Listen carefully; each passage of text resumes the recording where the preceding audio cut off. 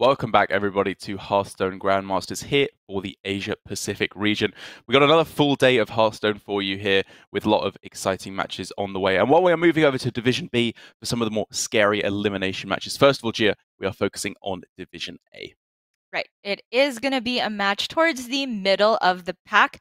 Top of the table for Division A has been Glory and Alutemo recently overtaking Glory on the tiebreakers, both at a 4-1 stellar score. But Ryvius and Flurry are some of the strongest players, I'd say, throughout APAC's history in Hearthstone as a whole. They have been there since the start. Ryvius, I guess, getting his bigger break around 2016 in the HCT scene, known for his very unique deck building and optimization and addition of tech cards that players actually fall in line and tend to follow the trend of.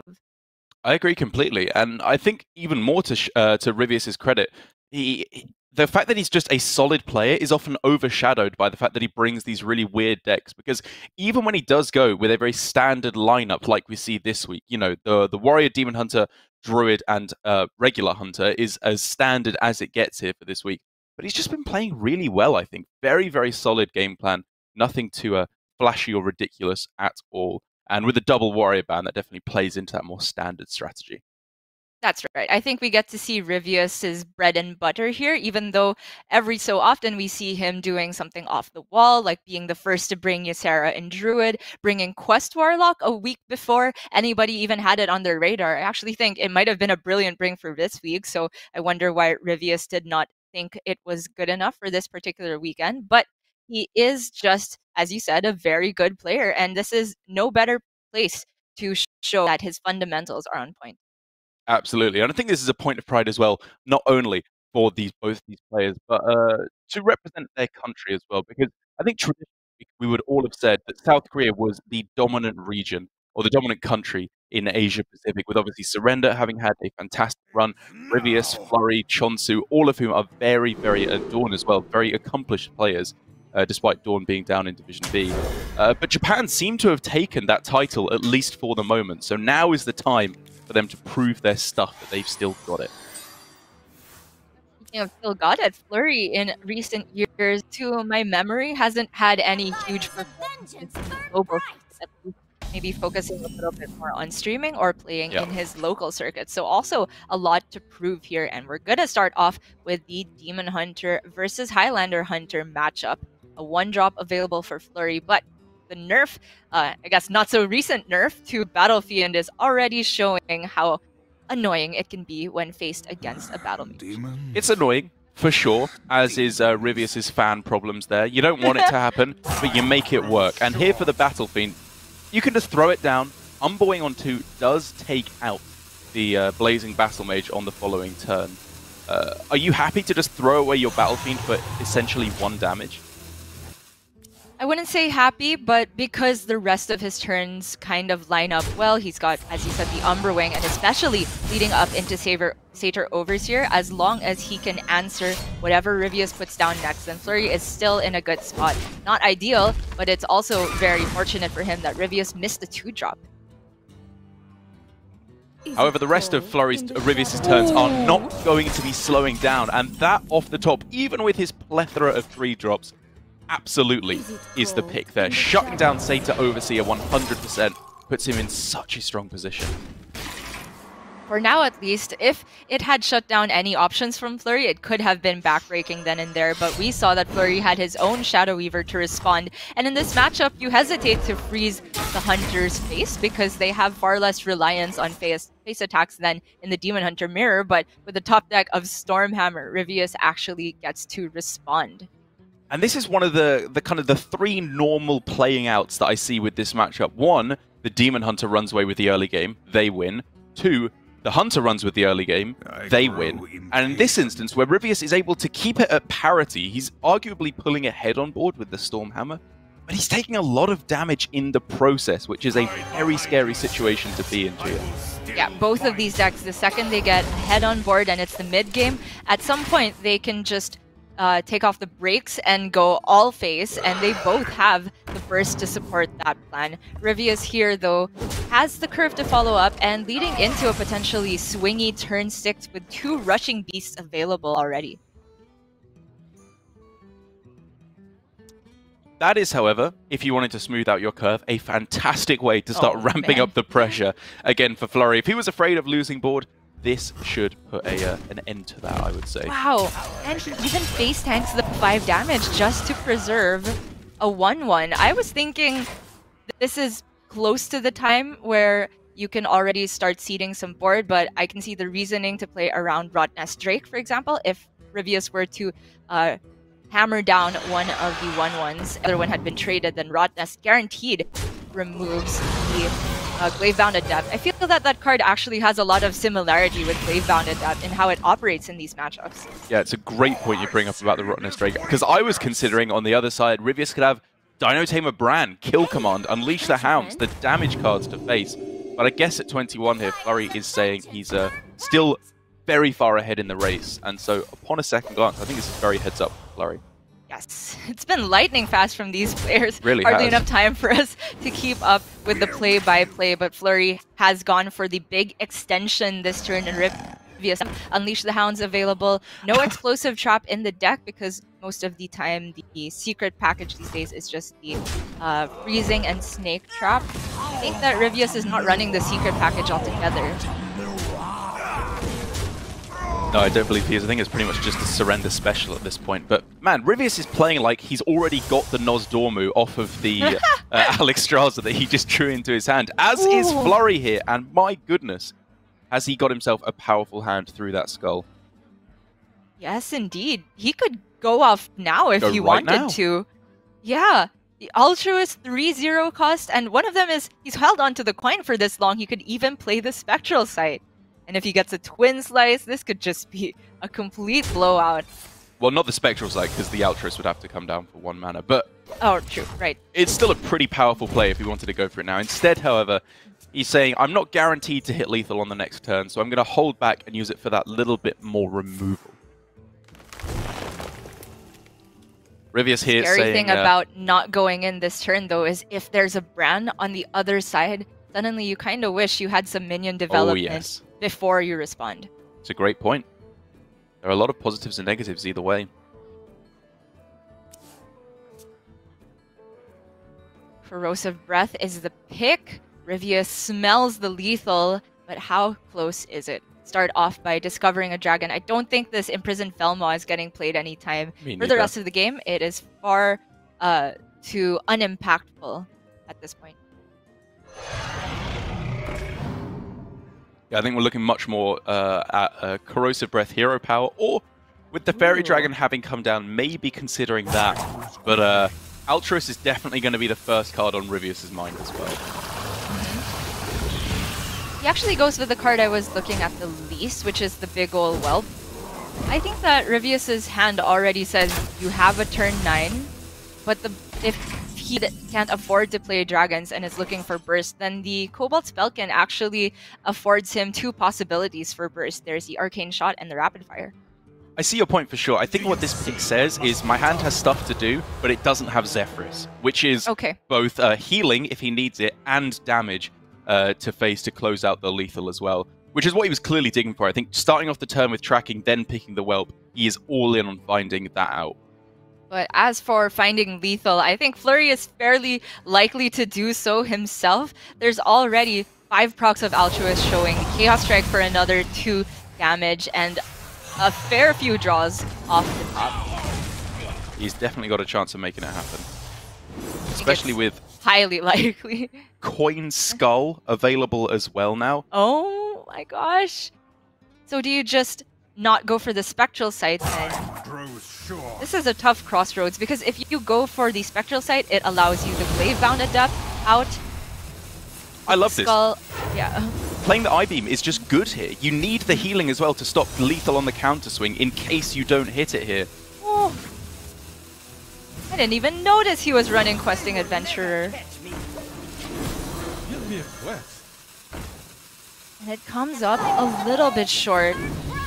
Just that tiny bit short. Chaos Strike with no mana to play it. Ryvius has the chance to turn things around now. Dino Tamer Bran off the top was lethal, and Zephrys, he finds it. But it's a little bit short, isn't it? Doesn't kill his opponent.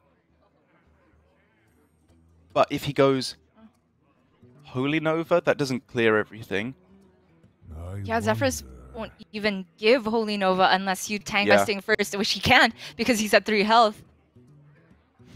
And so Ryvius might be just saying, I'll take a Flame Strike and hope that Flurry doesn't have any more damage in hand. It is very low odds, but I don't think there's an opportunity for Ryvius to push for lethal himself here. Zephyrus could give Fireball if you hero power first, but that's still too short.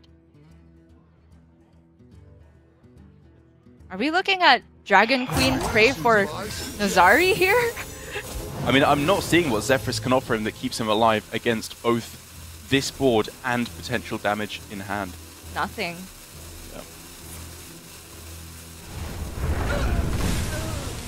Was so close for Ryvius there, but Flurry is gonna get over the line with an insane Altruist before even hitting 10 mana.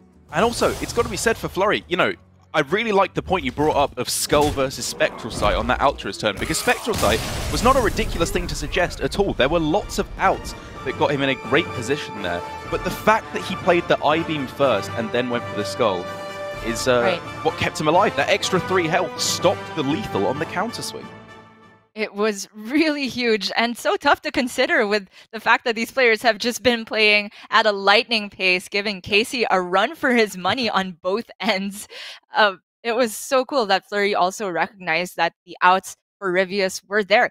There was Dino Tamer Bran, just for coming down for 8 damage, along with the Stormhammer 11 had he not healed. And there was also Zephyrus, which was 2 off lethal. And I really liked that, you know, you're bringing up Dino Tamer Bran, you're bringing up Zephyrus here, because I'm sure that was at the top of Ryvius' mind as well. By digging with the tracking, digging with the pick of the big old whelp there as well, he was saying, if I hit Dino Tamer Bran, I win. Zephyrus, I probably win. In most situations, Zephyrus would have won in the game there. It was just that one turn too late, that 1 point of damage off of being able to survive for a turn. So my heart goes out to Ryvius in losing a slightly unfavored matchup, but coming very, very close to doing the unlikely there up against Flurry's Demon Hunter. I'm kind of putting their 2 names together. A good ship name for if they decide that, competing isn't for them and they instead embrace each other. I don't know what fanfiction world you're living in, Derek, but let's move back to reality, because these players are, I guess if you do want to ship them, you can say that, hey, they have the exact same lineup. Wow. It is the same archetypes. And that, of course, means that Flurry shouldn't be too worried about having taken a loss to Demon Hunter, because we tend to consider that as, after the bans have gone out, the deck that tends to take a win at some point in Conquest anyway. Yeah, should be in a good spot. But before we can get to the rest of the series, we're going to hop to a quick break while I write my fan fiction. It won't take too long. It's going to be rubbish. We'll be right back when I'm done.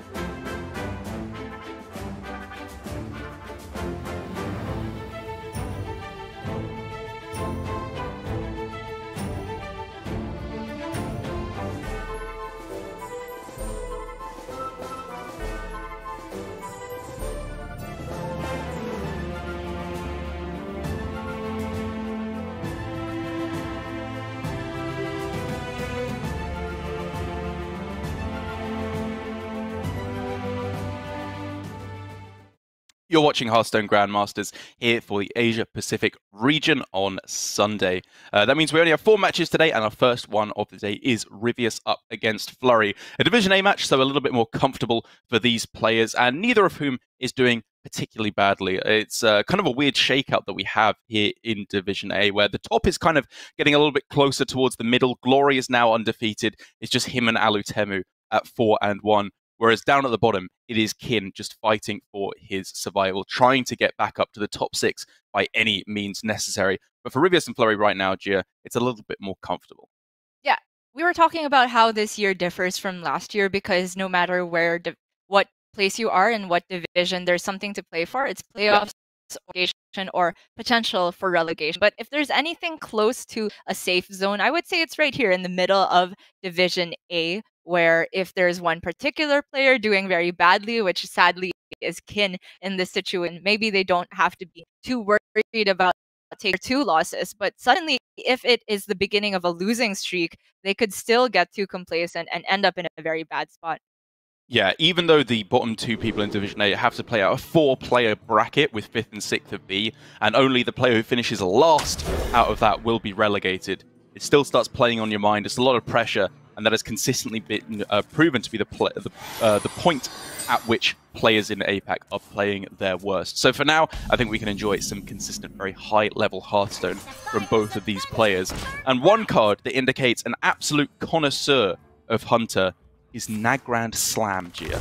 Oh yes, the inclusion right at the very end of the deck summons 3 5s that can immediately attack, and that includes the face. That is a finisher of a card if I've ever seen one, but probably not going to be too impactful in this Druid where a lot of the game ends before turn 5 or so. And it's looking to go that way for the most part now for Ryvius. He hit the Fungal Fortunes, of course. He can continue that up now, I would imagine, with Bog Beam, and then into Ramp, and then into Overflow, which is a perfectly decent curve. It's not one of the most broken ones where you get Mount Seller right off the top, but I think this is a good enough anti-Hunter hand for the moment. Right, this is one of the Pana Druid hands where they can take it a little bit longer. They don't have the absolute blowout start with Glowfly Swarm, which forces Hunter to respond inefficiently, and nor did Flurry have the most insane curve. It was pretty good though. 1 into coin 3 and to another 3 here. It's just a question of whether he wants to develop his Primordial Explorer or start going face with the hammer. I was gonna say because this is going into an overgrowth turn, I kind of like the minion development, especially since he's already seen a Bog Beam. But this is guaranteed damage, and it's another guaranteed 3 because he will just play a dragon on the following. I also like the Primordial Explorer there on turn 3 for the reason you mentioned, but also because there's a few good 4-mana dragons. Obviously, Evasive Baywing is the absolute dream against Druid, and I think it's worth going for that incredibly high outcome. But still, Twilight Drake would be perfectly good there, and even if you miss, you can still follow up with the hammer next turn. A very good point, but Ryvius, with this top deck, now means that he can go a lackluster somewhat, but high tempo Mount Seller, immediately remove the poisonous and develop his own minion. It's also looking like that was an off because the overflow would have overdrawn him a lot here, but instead he goes for the 3rd route, drawing for better things to do, allows him to build up for a better Mount Seller, and gets rewarded by a Glowfly. Rewarded is one way of putting it, Gia. Another way of putting it is he's going to be smacked for 6, 9, 11, 13 damage here after the Unleash the hands come down. It is one off, but if all of that goes face, then Flurry's just dead on the backswing to a Savage Roar and Power of the Wild. So Flurry has to debate how much of this he actually wants to remove. So just 1 Savage Roar, say if there are 6 minions, is 27, including Hero Power. So if he wants to play around that exact card, then all he has to do is remove 1 minion, probably using his Blazing Battle Mage so he doesn't take any face damage. But Ryvius has the 2-card combo. And the problem is, of course, even if he doesn't die, there's no guarantee that he'll get lethal on the following turn. Crystal Power and Overflow are both very powerful healing cards. And this has just been a blowout of a game. such a hard turn here, Gia, and in the end, Flurry decides to go for the removal plan. But to what extent? Yeah. I think maybe just 2 minions here. Right, so this still dies to Power of the Wild and Savage Roar, I think.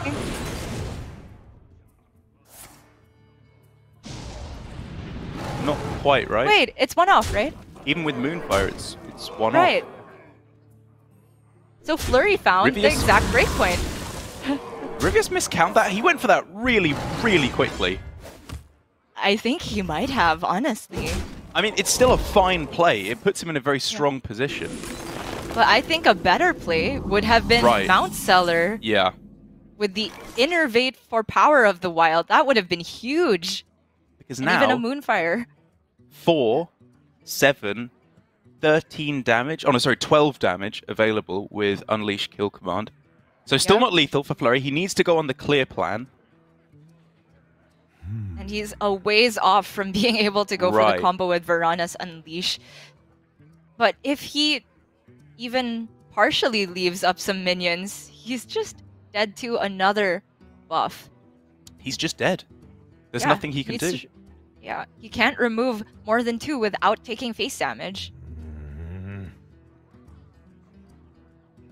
Diving Griffin can only find Zixor or the Corruptor, neither of which save him. Oh my gosh. Throws it down. That was a weird game there, Gia. Yeah. I mean, it looked very clean at the start. Ryvius going for the Overgrowth, and I like the deviation of not going for Mount Seller and not going for Overflow. But it really did seem like he wasn't 100% sure if that killed him or not. It still ended up being a good play. But I wonder if that left him some to lose to Zephyrus, for example.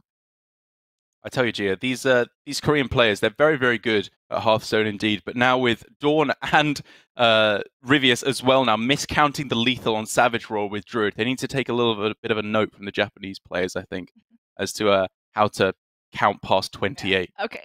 I still don't want to be too hard. Like, I don't know whether or not Ryvius miscounted lethal, because it would have been really bad if he had gone all face with it and then been like, oh, it's possible that he miscounted and then realized in the middle. That's why he took the trade. Or it's possible that that was the plan all along. In any case, it gave him a lot of pressure. Flurry didn't end up having the answer. Answer was still not even that great, because that was going into Flurry's 5 mana turns, so it wasn't even available for Zephyrus Shadow Fling yet. Yeah, that's a good point. It was a very well-positioned board there to go all in on the Glowfly Swarm. And I think, you know, as I said, I'm being a little bit mean. It was still fine. He very likely wins with that play of going all face, aside from the one trade. But it does now mean that with the Druid out of the way, I think I am liking the position that Ryvius got himself into. Druid is a harder deck to take a win with than the Demon Hunter, in my opinion. And I think because of that, we're ending up in a position where we're getting the exact 2 classes that the other player has won with now. With the Demon Hunter this time for Ryvius, and the Druid this time for Flurry, which I think will be a significantly harder matchup for the Druid than last time. Indeed.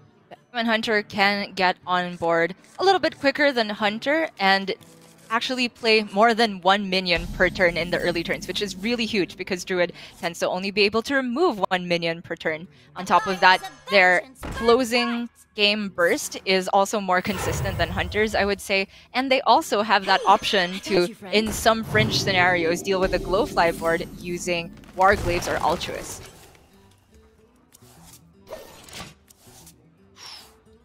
Oof.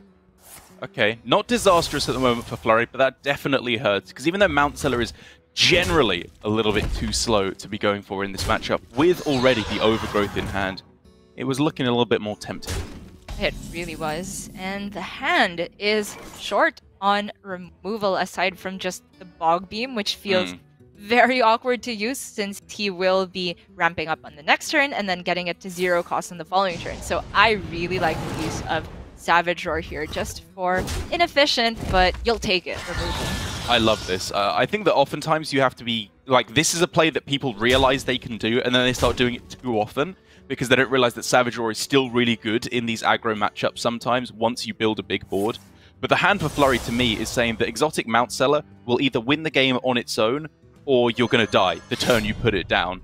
So I like using it there and saving the Bog Beam to have the best Mount Seller turn. For Ryvius there, it was a question whether he wanted to expend a charge of the Umber Wing immediately. He could have just gone hero power attack and then equipped the Umber Wing. He wanted the 1 extra damage now, and honestly I'm not too sure about it because what about the turn 5 with Glaive Bound? I guess he's saying, I'm gonna War Glaives anyway.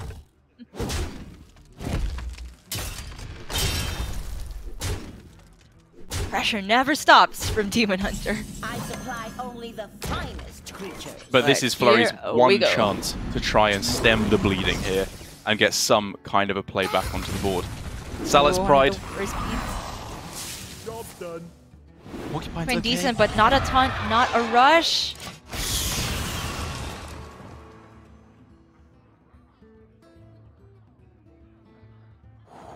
None of those getting the job done, and now Ryvius is just knocking on the door of lethal here, so close to getting it done. I feel we've seen this situation so often where Demon Hunter is so close to the precipice, a little bit short of lethal, but they're face down with the Mount Seller. And they have to start asking themselves, how big of a punish is Overflow? How big of a punish is just Fungal Fortunes into Crystal Power? And the answer is, it is huge. So I wonder how much respect Ryvius is going to pay this Mount Seller. You'd have to tank it 3 times. That's all the remaining charges of his weapon. I was looking at tanking it twice, leaving up the other minions and maybe trading his minions to get rid of it, but it looks like he's going to be removing other minions, which removes the out for Flurry of just an immediate Savage Roar for lethal, I think.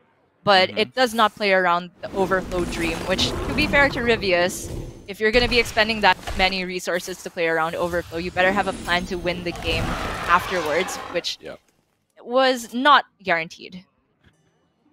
History has a way of repeating itself, Gia, it would seem. One last draw to look for Iron Bark, to look for Crystal Power. This could draw Innervate Crystal Power. That's a taunt, but it's not playing around Metamorphosis. It's short on Innervate, being able to heal and taunt. Innervate there was potentially the game. It really could have been. Close as anything, but good setup, I think, there by Ryvius, getting his opponent down to 4, so even if there was a hero power there, he still had lethal through everything other than Crystal Power and the Overflow as well. And there you have it. Another lightning fast game. We're already up to the 4th game after this, but it feels like it's been 2 minutes since these players started the series. Yeah, absolutely lightning fast there for Ryvius with both his Druid and his Demon Hunter out of the way. He's left only now with the Highlander Hunter left remaining. I still think it's in a good spot. I think it can do a very good job against the Druid that is still left from Flurry, even though that ended up going the other way earlier on today with the Druid taking the win for Ryvius. But it's still just, in my opinion, a good, strong, aggressive deck to go for in the early game. Even if I believe Ryvius has a slightly different build of the Highlander Hunter that's a little bit more aggressive or anti-Demon Hunter oriented. Yeah, it does feel like it's been a while since we've seen a Highlander Hunter mirror, which reminds me a lot of the meta gone by of the Dragon Hunter mirror. There's a lot of tense early game boards, but at some point, one of them just says, I'm going face, make you respond, and that player tends to win if they get that initiative. We are, first of all, going to go the other way round, though. The Highlander Hunter up against the Druid, and up against the Druid with a pretty premium hand. Fungal Fortune's Overgrowth is only a Glowfly Swarm away from the absolute dream.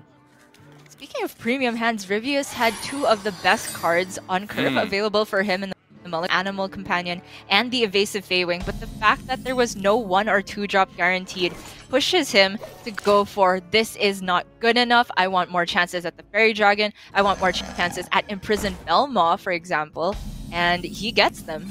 He does get it. Fairy Dragon is the dream up against this Druid. The only way that they have of killing it is tanking 9 by killing it with the hero power, or putting down their own minion, which by going for the Fungal Fortunes, of course, Ryvius doesn't have time to do. That's right. The only other way is Savage Roar, which is of course inefficient and thing that Druid is ideally going to go for. But Flurry's hand is shaping up beautifully. He can go Overgrowth into the Mount Cellar. None of the discounted spells available just yet, and he has to get over this hurdle of the Dragonbane, which really disincentivizes him from just ramping this turn. But still, he's gonna go for his own game plan. Gonna tank the 5 for the big payoff next turn. We've seen this consistently be the correct way to play Druid. You focus as much as possible on your own game plan and only remove when absolutely necessary. But Ryvius is not giving him even the tiniest bit of breathing room here. Lethal already set up for the following turn. But Mob Beam off the top is the kill on the Dragonbane. Still, though, it's not enough. He just hasn't gotten any taunt. He also could have looked for Crystal Power. He needs a beast generated. He has 2 more shots at a rush or taunt to remove the Fairy Dragon. There's a taunt. Huge. Enormous. And Ryvius, if he wants to, could deviate, go for Varanus, and trade off both the Mount Cellar and the Iron for Grizzly. Right. It puts him behind on board. He's not pushing any face damage. Oh man, that last taunt was so clutch. Ryvius could actually lose this game now. Yeah. He's this close to lethal, Gia, but he might not just be able to get over the finish line. I really like this line though. He manages to remove minions, still puts minions on board. Yes, there's a Mount Cellar, but he is going for his own win condition. He says to Flurry, you need to have the healing and remove this board. Okay, 24 damage, I believe, on this board with the Iron Bark off the top, so still not quite lethal, but Savage Roar would just be game here. Power of the Wild plus Savage Roar is, I think, 1 off with the Iron Bark, because he can't fit in Hero Power anymore. Right. What to do? Maybe yeah, 2 off. I think it might be a little bit shy short. of that. Yeah. Oh man, yeah. No matter how you slice it. It's not lethal, so he takes the defensive approach, and the Crystal Power alone with 2 Iron Barks. Oh my gosh. He's just back in. That's just gotta be game on the next turn. We see this Varanus, but 2 taunts. Ryvius can only Stormhammer away 1 of these. Yeah.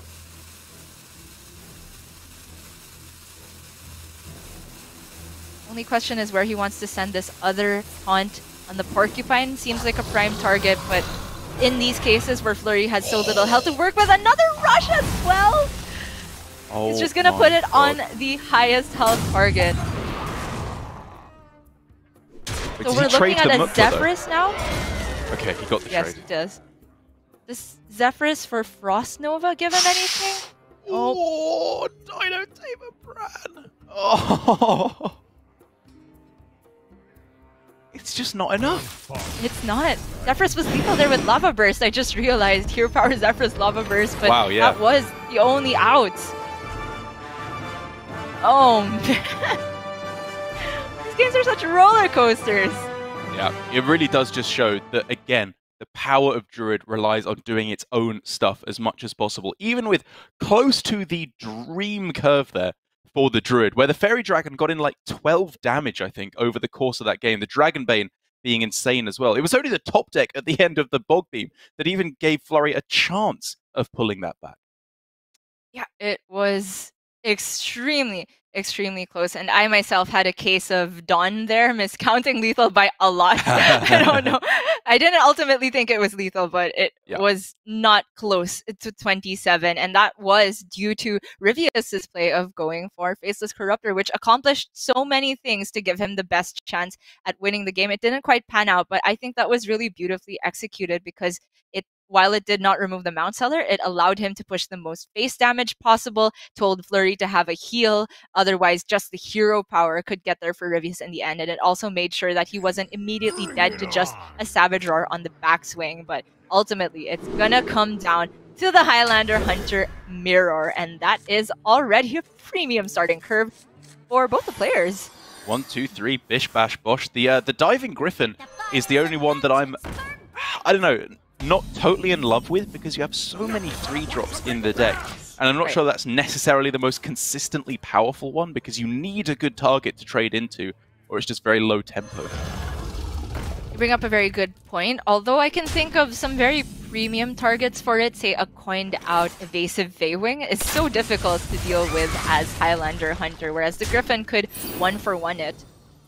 But even then, it might be a case of saying good enough is good enough here for Ryvius. Yeah, but even then, that would be a turn after, right? He'd be playing the Griffin off curve if you wanted to get the evasive Feywing out. It's like, it would have to be coin Animal Companion, or like maybe coin Zigzaw, and even then it's only okay. I don't hate it at all. I just think it's worth looking for the super premium stuff, perhaps, there. At the very worst here, it does just cycle him into one of those other rush minions, and that's a big reason for keeping it. Obviously, doesn't get a very great target, but that is a huge top deck for Flurry. Presents a very awkward target for the... Good boy! Didn't trade into it. Good boy indeed. Zephyrus now obviously has the opportunity to clear it off, and I think you might just go for it here, right? It puts you in a pretty good position on the board. I think it is good enough here. This is not a matchup where you're hoping to save Zephyrus for a big turnaround AoE, as far as I'm concerned, but Ryvius is just going to let his Belmaw die off to the trade. And now he has the Ooze, obviously, here, but that puts him again in a bit of a weird position. Does he then go Zephyrus plus Flame Imp in order to just get as much stuff onto the board as possible? Or would he float 3 mana then? Oh, well, that solves his turn. As well. But I'm still concerned about why he saved the Zephyrus, and he's also saving the Stormhammer. He's just fitting in the hero power. Alright! Okay. I mean, this is a nod to the lack of healing in the deck. Also, one of those very hard hit by the loss of Ziliax in the meta. And consistently top-decking things to do. Is that really correct, though? Do we care that much about weaving in hero powers to fully miss a Stormhammer? I'm inclined to say no. I'm very skeptical of that. Right. I think that the matchup is... It does default to the face race at certain points, but I don't feel that Ryvius had gotten to that point yet. There were still opportunities for Flurry to swing board, and we saw that a lot of his plays to shore up the rest of the turn came off the top, like with this Faceless Corruptor. To be fair to him, he's got the Zephyrus in hand as well, which clearly is going to function in his mind as a lethal push. Right. And with this kind of awkward turn now for Flurry, there's a good chance that one of these sticks on the board, unless he goes for exactly coin Siamat Rush Wind Fury to clear both of them off, in which case Ryvius just has a clear board. Yeah, it is really gross. It goes so badly into any of Ryvius's on-curve options afterward. And that is the GG. Worst target! Yes, Savage Roar. Just GG! Oh my god.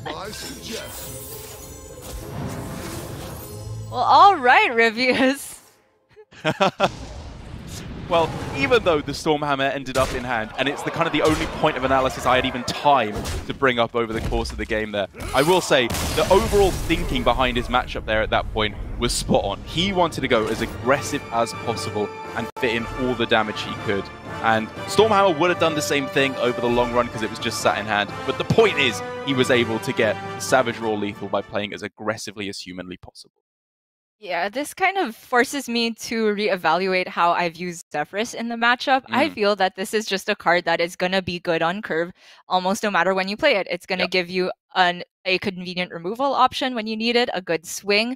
And I feel that's generally the way I would approach the matchup, is to go for just the best board control for as many turns as possible. And then when you have a close enough range of lethal that your opponent is at, maybe say 12 or lower, and you have some burst in hand, then you can start going for the face race. But maybe Ryvius was viewing it as, because he frizz, that is telling them that he had more burst, and that was already the signal to go face from as early as turn 5.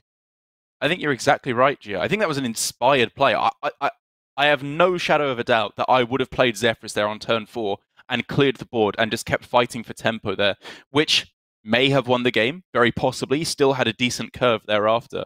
But like you said, the point is he was just going for aggressively as possible, which is a kind of classic Ryvius approach. We have a slightly different view of the matchup. to what most other people would go for. And he takes a very well-deserved win, putting himself, again, in just a good spot overall in Division A. True indeed. That was just such a flurry of a first series, but we've still got quite a lot to go through for the day. Following up, this will be mostly Division B matches. Sorry, all of them are Division B matches, so it'll be quite so comfy and easygoing going forward, because after Blitzchung and Staz, there is that big match between Don and Samuel Tsao.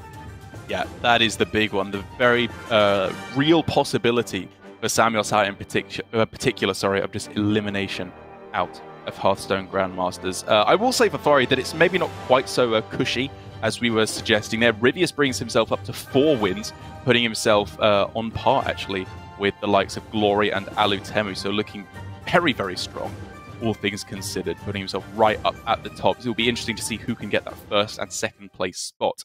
But down at